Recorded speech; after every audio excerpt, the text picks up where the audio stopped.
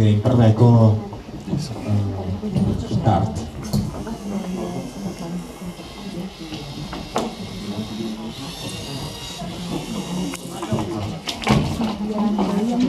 Ja zastupujem rozhodcov pri druhom stole.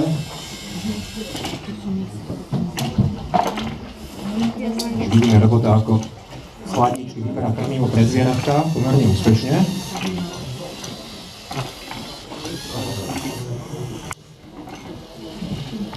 Na druhom stole robot doviezol niečo, ale súťažiaci ho dali na štart, za čo získavajú jeden trestný predmet.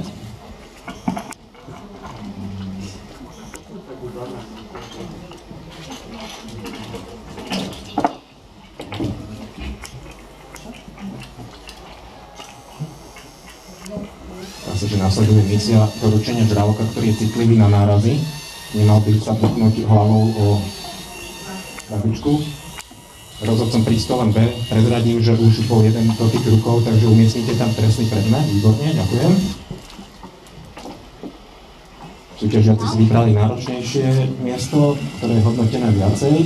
Robot sa celkom vrátil do základne, len musíme upozorniť všetkých súťažiacich, že dotýkať sa môžu robota až keď je celý základný. Na druhom stole sa preváža jeden koláčik do oblasti výskumu a tréningu. Podarilo sa a robot úspešne prichádza naspäť. Zdá sa, že misia Mimikry biela jašterica nasleduje. To znamená, treba zavesiť bielu jaštericu na stenu, na ktorej už visí jedna zelená jašterica.